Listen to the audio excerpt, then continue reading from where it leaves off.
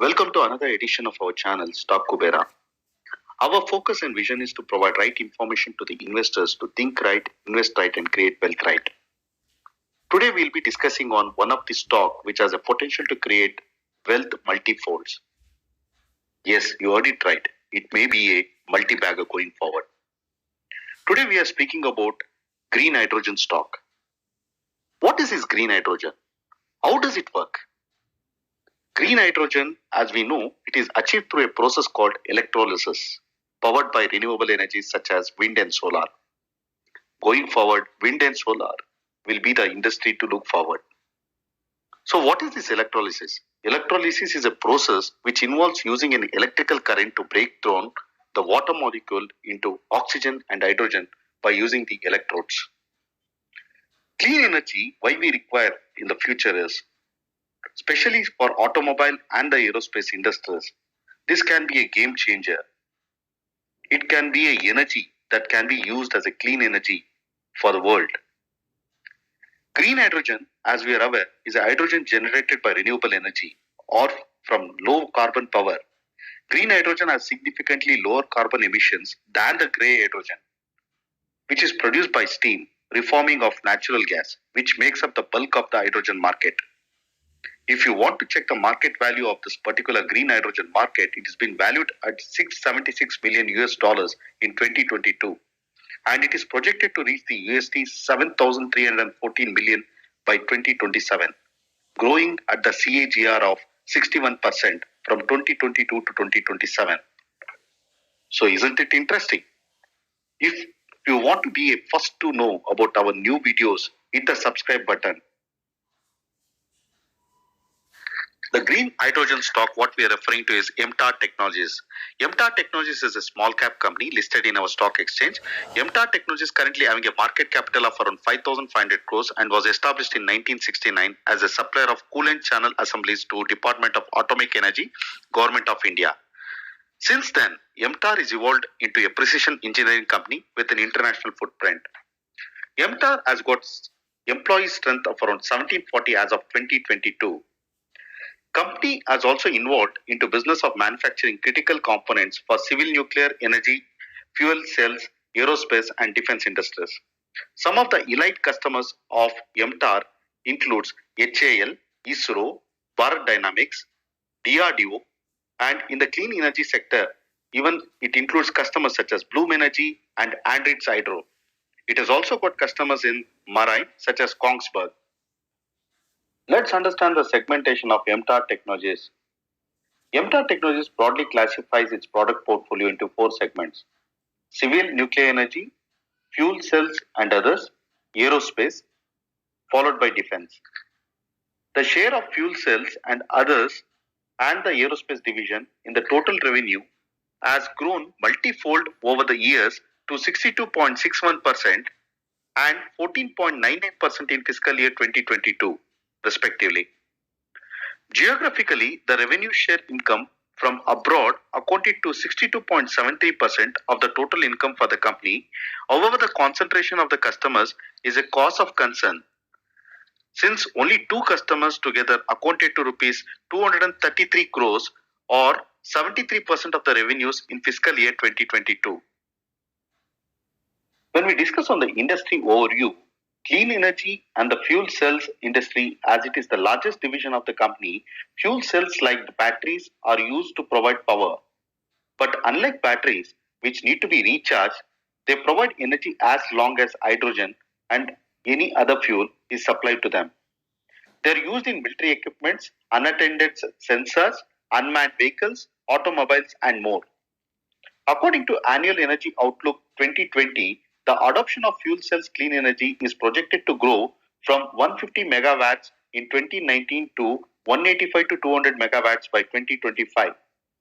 Overall, the sector is estimated to grow by 14 to 15% every year between 2020 and 2025, moving the technology towards mass adoption as the cost comes down. In the aerospace industry, hydrogen is a highly potential technology with specific energy per unit mass that is 3 times higher than traditional jet fuel. If hydrogen is generated from renewable energy, through electrolysis, it emits no CO2 emissions, thereby enabling renewable energy to potentially power large aircrafts and rockets traveling long distances without CO2 emissions. There are two primary uses of hydrogen in aviation industry. Number one, it's hydrogen propulsion. Hydrogen can be combusted through modified gas turbine engines or converted into electrical powers that complements the gas turbine via fuel cells. The combination of both creates high efficient hybrid electric propulsion chain powered entirely by hydrogen. Second usage, synthetic fuels. Hydrogen can be used to create e-fuels which are generated exclusively through renewable energy. Hydrogen produced using the renewable electricity is combined with carbon dioxide to form carbon fuels and net zero greenhouse gas emissions. Coming to MTAR and Indian aerospace equipment market, it is estimated to touch 4,600 to 4,800 crore, compounding 70 to 8% every year by 2025. Overall outlook of the sector is weak because of rising competition globally. However, rising private participation, small and micro satellites, increasing in rising the SSLVs, some of the key growth drivers for the future aerospace industry. Alongside renewables, energy efficiency, and other innovative technologies, nuclear can make a significant contribution to achieving sustainable energy goals and enhancing energy security. Nuclear power and hydrogen power form the backbone of low carbon electricity generation. Together, they provide 3/4 of global low carbon generation. Over the past 50 years, the use of nuclear power has reduced CO2 emissions by over 60 gigatons, nearly 2 years of worth of global energy related emissions. The civil nuclear energy sector is all set for rapid growth after the renewed focus of the government on it. The NPCIL has planned the float tenders of 14 reactors, presenting a rupees 350 to 435 billion market opportunity in the equipment space, including the maintenance and refurnishment of the subsector is projected to grow 1.7x during the next 5 years. Now we'll check the sector revenue breakup for MTAR Technologies. As for the geographical revenue share, income from abroad accounted to 62.73% of the total income for the company. However, the concentration of the customer is a cause for concern. Two customers together accounted for 233 crores of 73% of the revenues in fiscal year 2022. Now we'll check the MTAR Technologies financial revenue and net profit growth report. The revenues of MTAR Technologies have grown substantially over the last 5 years.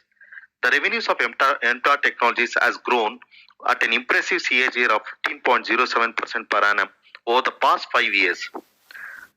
The revenues grown from 159.60 crores in fiscal year 18 to 322.01 crores in fiscal year 22.